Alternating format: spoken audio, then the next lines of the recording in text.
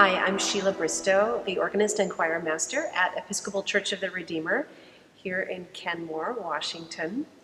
All by myself in the back of the church with the organ, where usually I have a beautiful choir and cantors. It's getting a bit lonely during this time of social isolation, so I'm hoping to connect with the parish this way. And please know, those of you watching in the parish, that I miss you and the whole staff does, and we're so looking forward to getting back together whenever that may happen, whenever it's safe. For today, I'm continuing a series on hymn tune preludes, which is a very organist-specific genre of music. It's single movement pieces written by composers based on a hymn melody.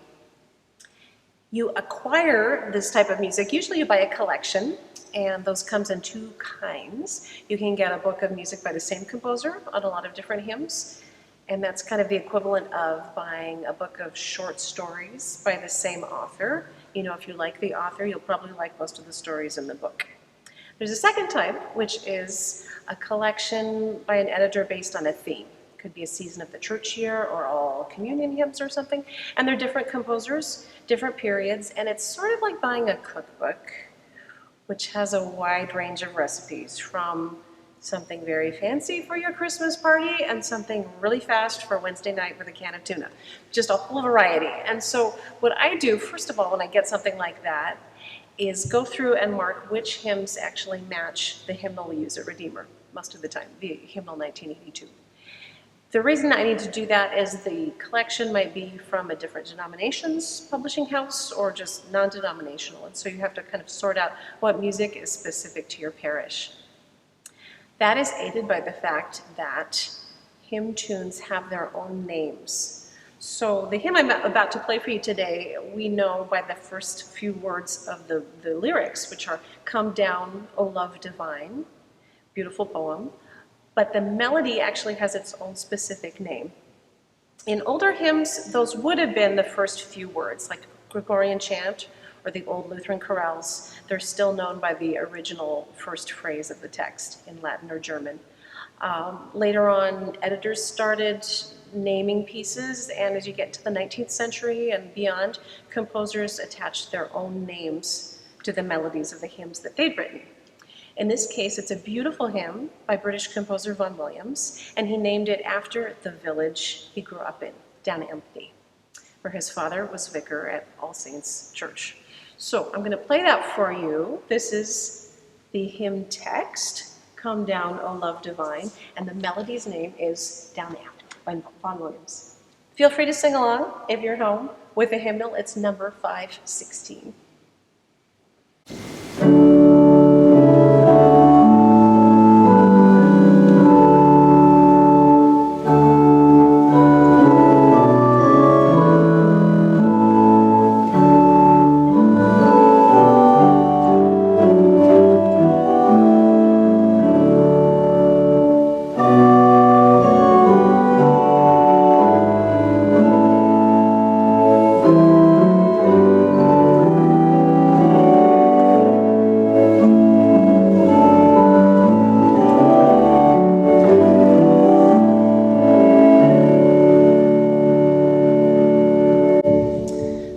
Wonderful English hymn, very pastoral feeling.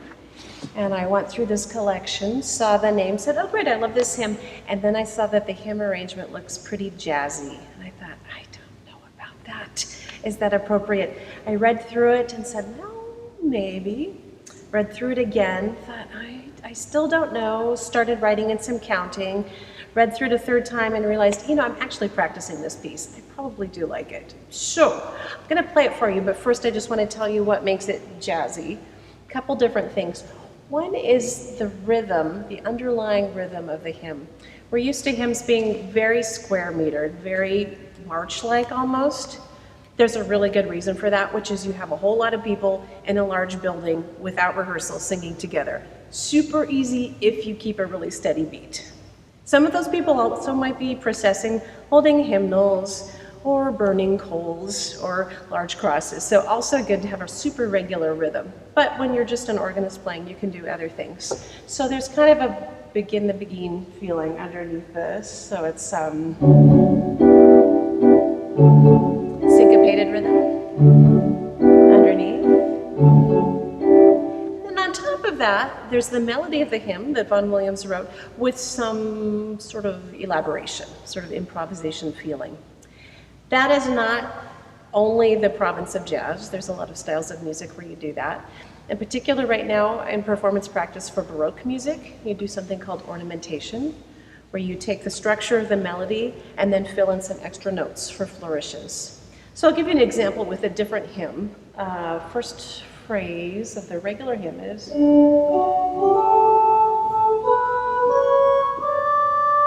if I were going to ornament it, make it fancier, I might do something like,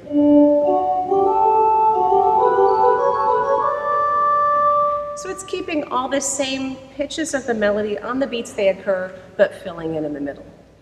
In this case, the composer of this hymn tune prelude, American composer Mark Cedio, he fills it in and adds in a few blues notes and makes it a bit longer. So we'll compare two phrases. Here's the very beginning of the hymn. Here's the regular version.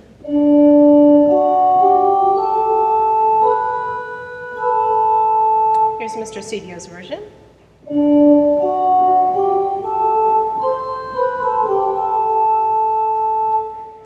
And then down at the third line of the hymn, the regular version is.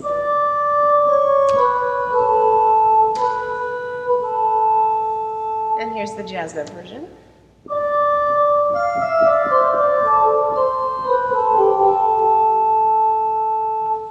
So I'm going to play the whole thing through for you now. See if you like this version of Down Ampney by Mark Cedio.